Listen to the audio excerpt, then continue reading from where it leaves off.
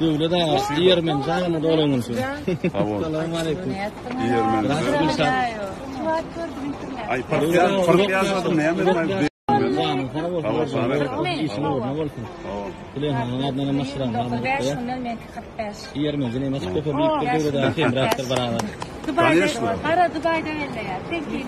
Tamam, ben gidip gelin. Mesela kadro